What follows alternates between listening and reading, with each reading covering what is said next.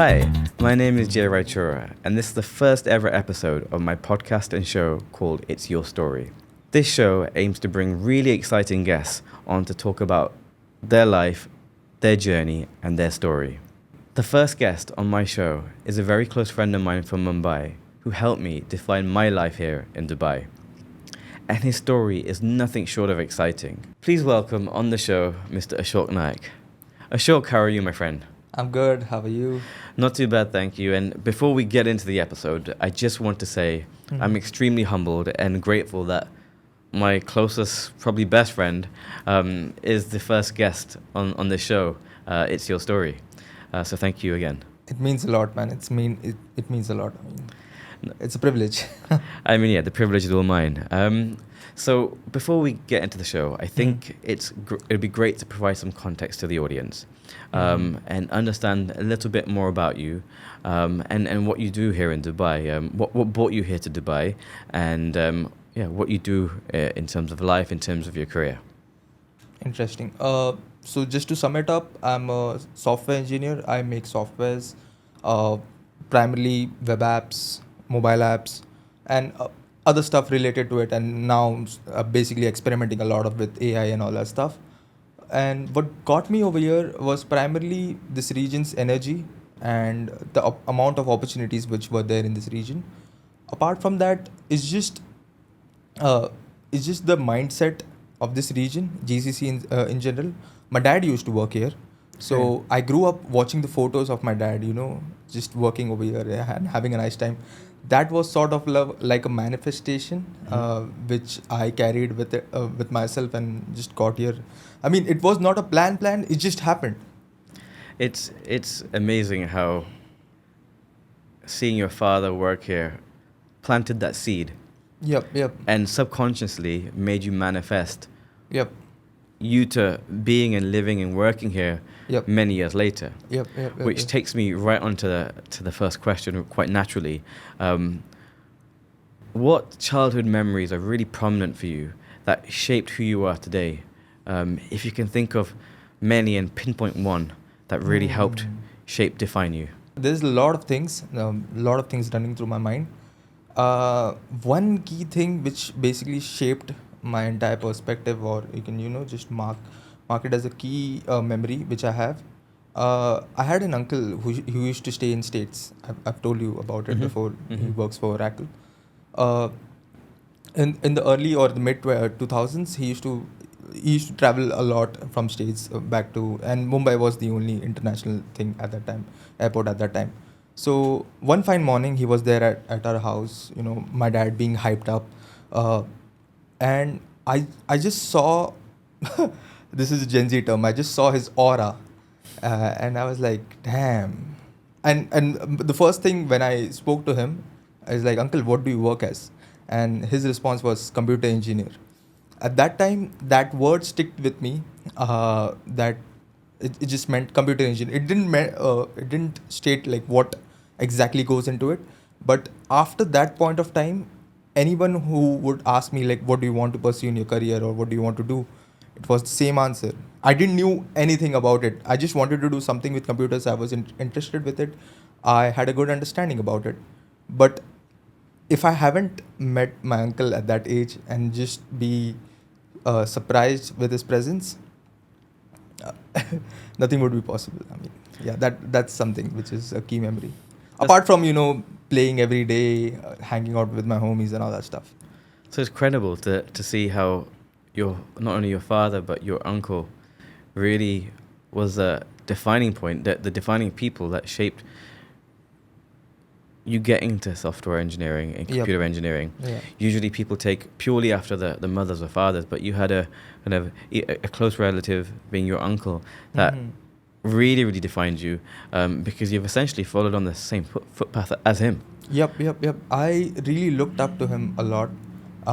Actually, like I have a message, I sent him in 2020 before making a move to Dubai, that this is what I aspire to be, and I'm looking forward to actually pursue this as a career. And now here we are. 5 years later, we're here. Yeah. Nearly 6, right? Yeah. Nearly 6 years later. Yeah, 6 years. So, Ashok, growing up, or even now, Mhm. who would you say is the most influential person, related or non-related to you, in your life? Who do you look up to as a mentor, either knowing or not knowing them, and essentially who do you aspire to be like and see yourself to aspire to become? Mm, interesting. There are a bunch of people I can say because from it's not just career point of view. I'm interested in a lot of other domains. You can name it like lifting weights.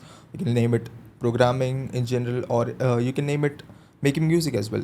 I'm not that much into making music, but it's just the idea of understanding the engineering, sound engineering behind it, and all that stuff. But and now also a little bit in investing after meeting you. I So feel like everyone says that to me. After meeting me, they want to start investing. um, to think of a person's name, I guess a lot of my mindset or the way I look at things changed after I came across a person called as Nawal Ravikant. I mean, really popular.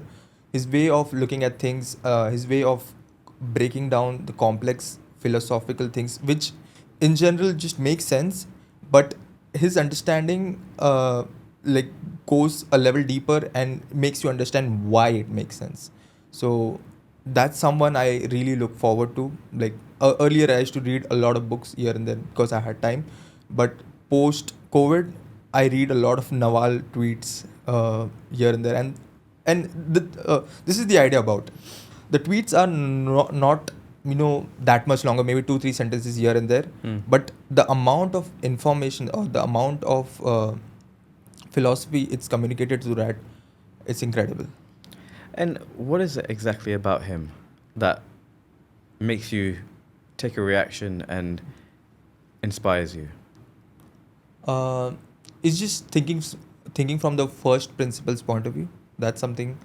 And there are certain quotes or certain things. He has a really popular tweet thread, like how to get rich without getting lucky or something like that, which is really popular.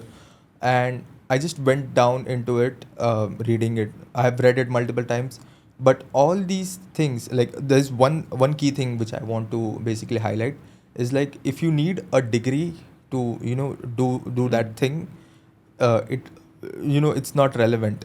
I mean, you can still do it without a degree. That's something which is coming onto. There's another tweet. I'm still trying to recall it. It's like all the people who have made it were either self-taught or passionate about it.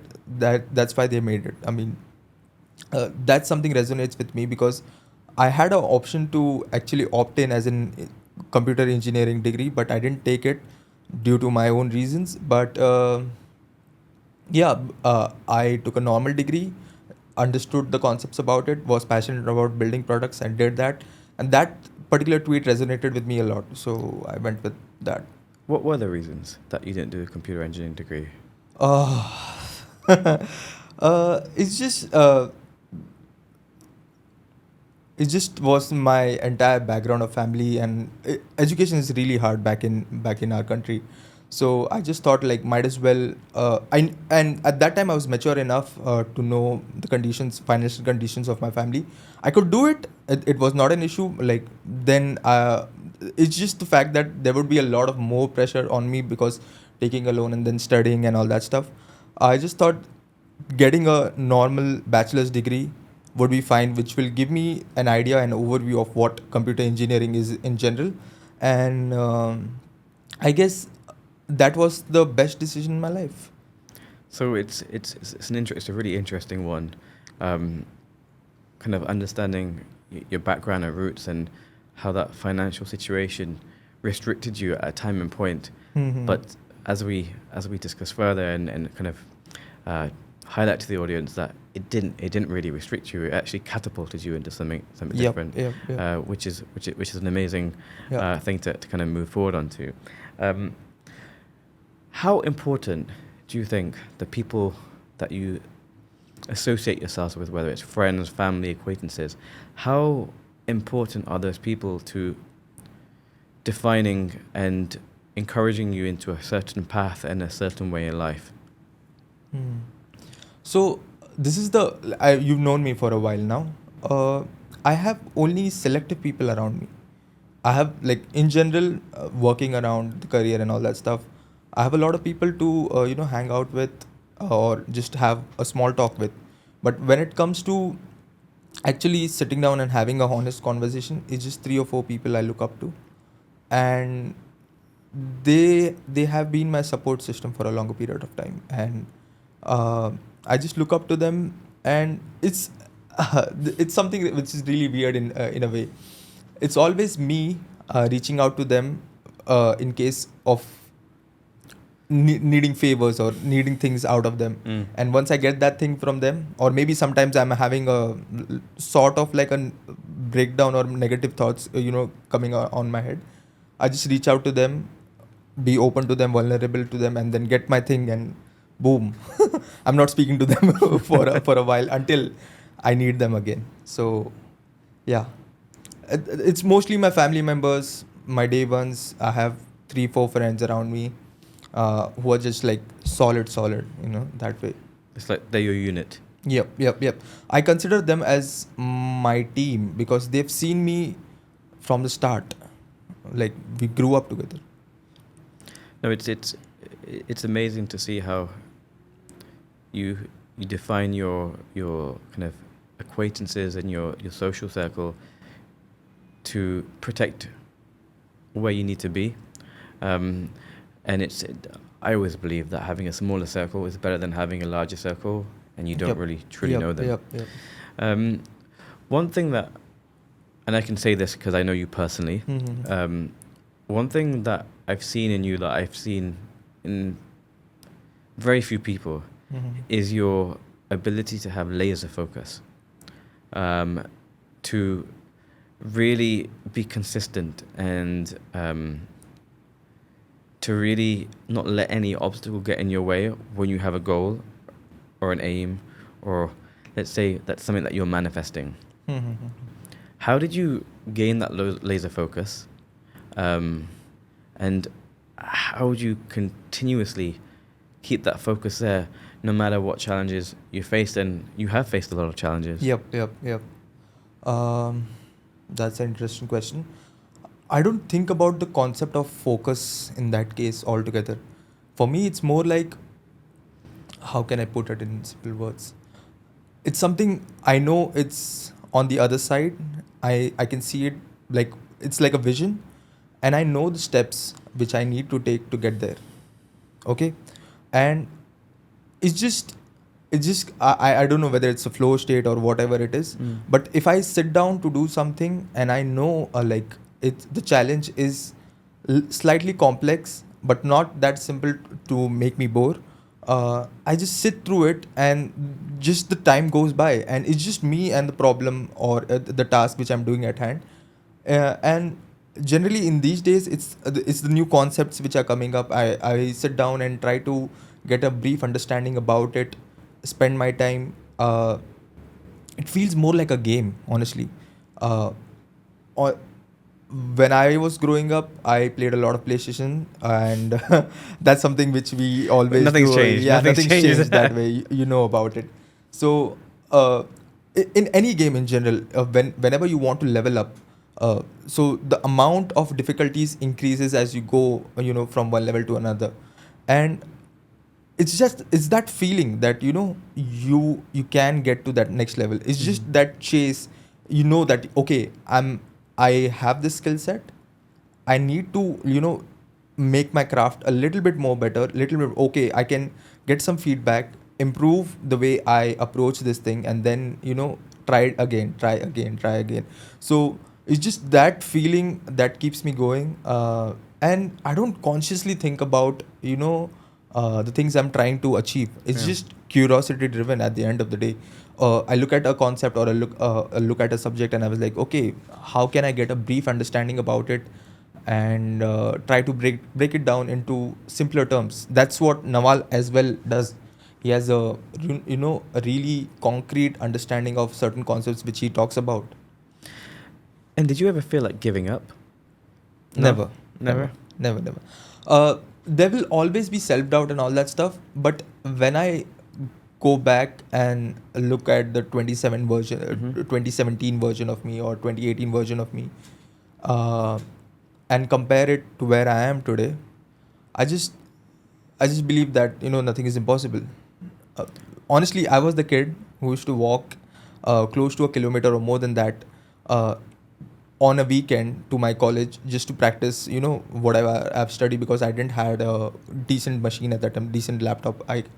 The lab instructor was kind enough, he would open the doors for the lab for me on a weekend. So that way I you know from that stage till today, having three laptops is just something gives me a feeling that nothing is impossible that way. I've came a long way from that way.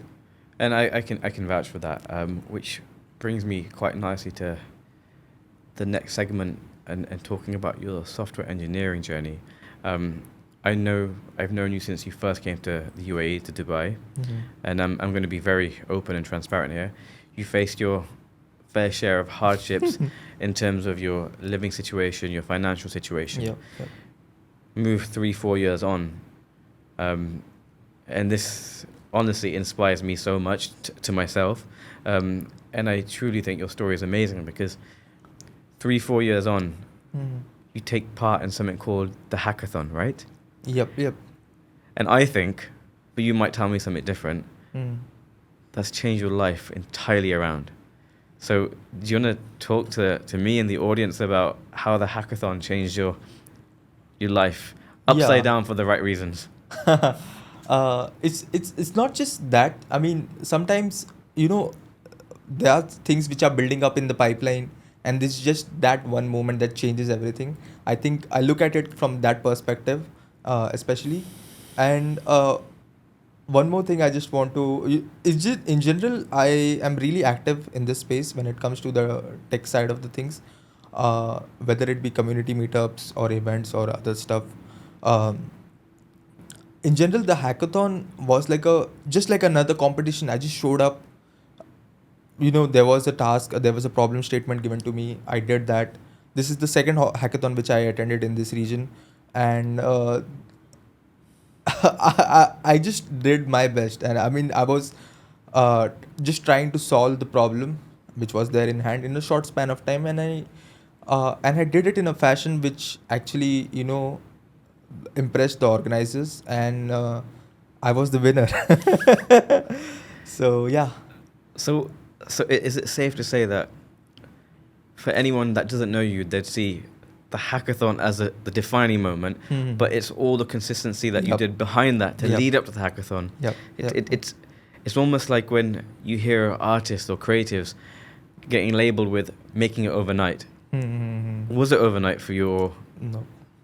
There was, I mean, the decisions which I made during the day of the competition was through all my failures which I had over the span of this, 6-7 years working in this software engineering industry, trying to understand that, trying to understand the best practices, and sometimes you do it so much that it becomes part of your muscle memory. Mhm. So that was the same. I just showed up. Honestly, there was nothing different that way. So showing up is consistent Yep. as possibly you can, Yep.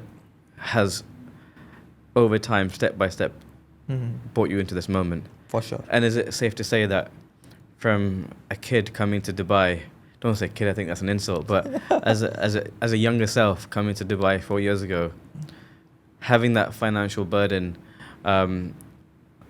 and providing for your family back home in India and struggling to make ends meet here, is it safe to say that that consistency of showing up over the last 3 to 4 years has elevated you and has put you into a much more stable and better financial position than you were? And I guess, is there some gratitude towards the opportunities that Dubai and the UAE provide that go hand in hand with that? For sure. Like from the ecosystem point of view, the way this region is moving, and the amount of people, not just from one nationality, but from the different nationality showing up over here, and the diversity over here, it's really inspiring. You get to know a lot of new people and their perspective, and a lot of tech professionals in this space have their own story, and I got a chance to actually meet them and understand that their story is not that different than what is mine. I mean, we started off with the technology and learned, got good about it, and then understood the pattern.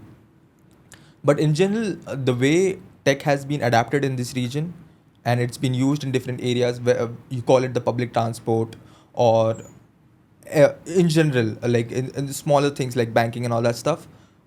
It's really inspiring, and their use cases are not limited to a few things, but broader set of things, even sustainability for that reason.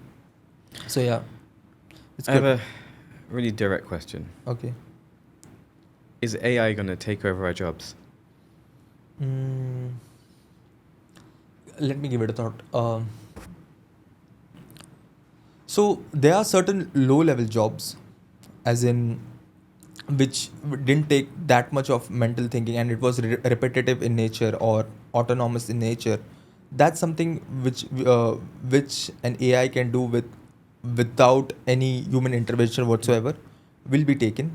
But there are certain jobs where the decision making is really really important. uh, from a software engineering perspective, there's a area called as there's a domain called as solutions architect, or data engineers.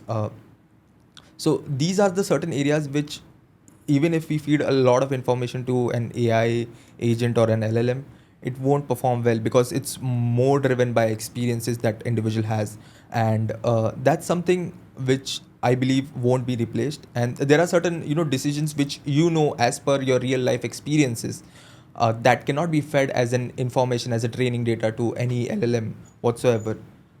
That won't be replaced. And the good thing about this entire economy is that people are using AI more as their partner to get stuff done. So it's not like it will take away jobs. It will enable all the working professionals to work more efficiently and get more stuff done. And for those in the audience that don't know what LLM is, can you give a brief summary of what that is? Sure. So LLM is basically, the abbreviation of it is large language models. It's dependent on a architecture called as transformers. It's behind the scenes. It's a neural network. To put it in simple words, it's just a prediction machine, the next word prediction mechanism, algorithm, or people also consider it as a black box. So the entire idea behind it is, you give a sentence like, I'm on slash, or a blank show. Then based on its training data, whatever is present, it will try to match and come close to whatever was the equivalent related to that word in that context. So a context is really important when it comes to LLMs, and LLMs is the main engine behind all the modern things which we are seeing in this space. Understand. So AI has the potential to create efficiencies and autonomy at a kind of a prescriptive job and task level. But in terms of thinking, we still need to guide it and Yep. direct Yep. it Yep. to give us what we need and want. Is that correct? Yep. So there's a concept or a domain which has been, really popular around this time.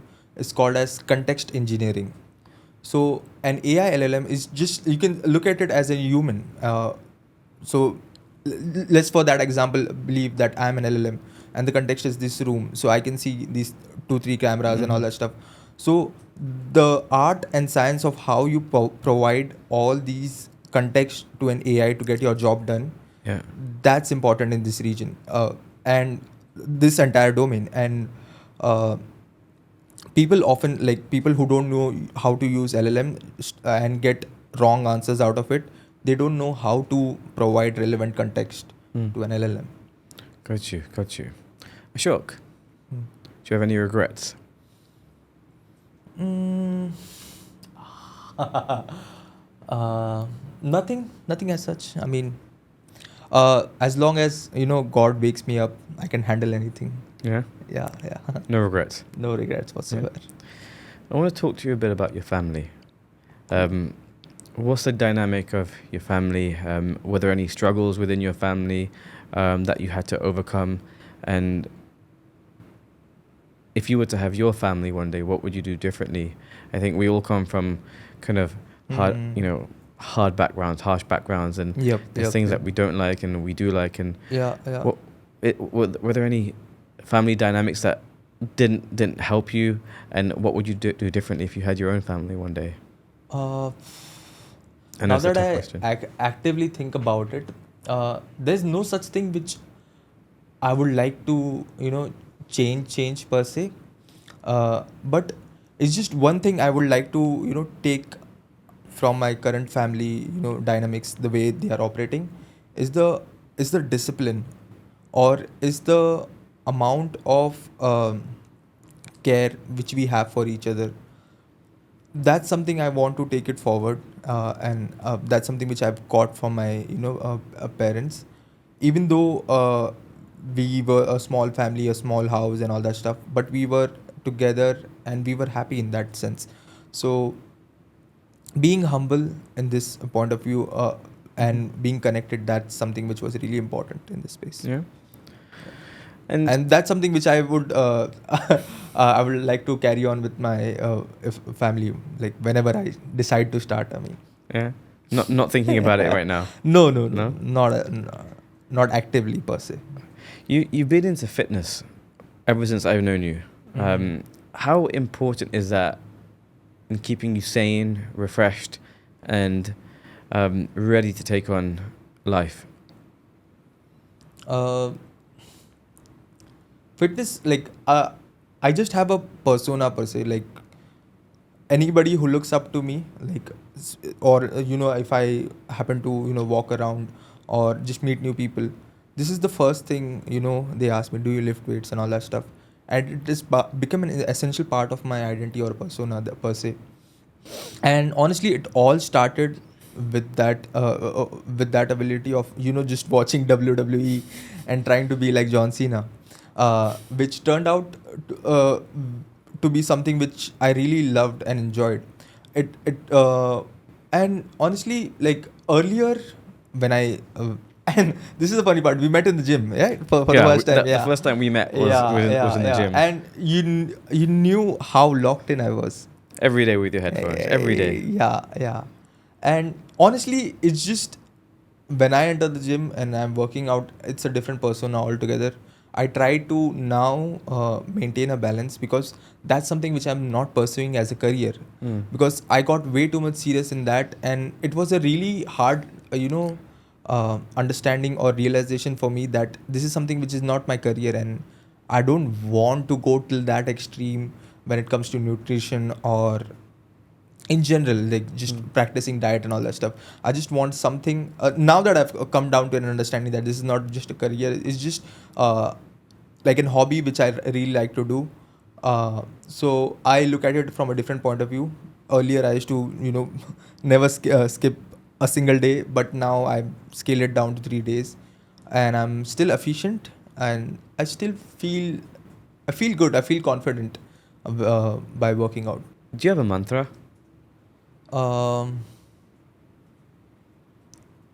There's this one mantra which has stick with me for a longer period of time, and it helps me out.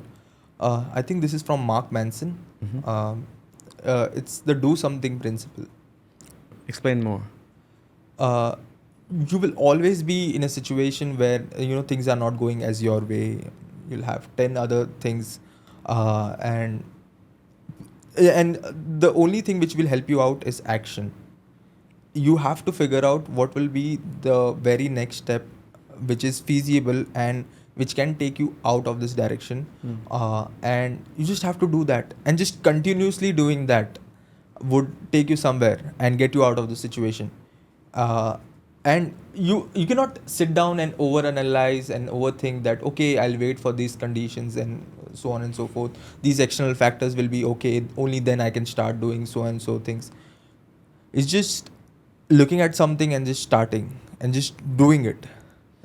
It's crazy to think that so many people work so hard to aspire where they want to be, but they stop right at the edge of just doing it. So in their mind, they plan, they put it on Excel sheets and PDFs and PPTs. Yeah.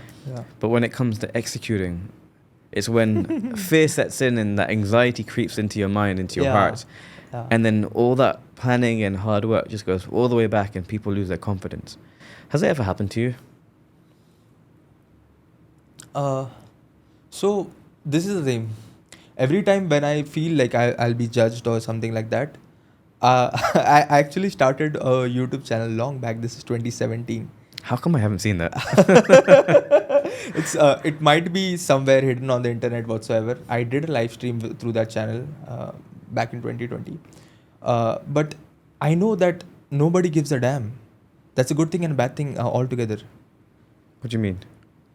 So tomorrow, if I maybe go around and start something, and I'll just start and just put the work out, and I'll get validations only from the people who actually care instead of the general audience whatsoever. Mm-hmm. Because in general, people are more self-centered. If I ask you, like, okay, how is this one thing? You will think about it for, let's say, 10 minutes, 15 minutes whatsoever. Tops 1 hour. But again, after that 1 hour of thought, you'll be self-centered altogether. And it's my responsibility to take that feedback and use it in the right way or not. True. So it's no amount of, self-doubt, no amount of, feedback from people should stop you from doing this stuff you want to do. So that's, I just do it because I like doing it, and you cannot compete with someone who is actually enjoying the process. It's a mindset, right? Yeah. And I think you just hit the nail on the head just in your last phrase. If you enjoy doing it, I think that's one of the key things, where if you set out on a project just for the purpose to make money, I think you'll fail. For sure. But if you set out on that journey to add value to your life, to others, and give back, I think money is a byproduct. Yep. And the financial stability is a byproduct of doing something what you really love and enjoy. I 100% agree to that.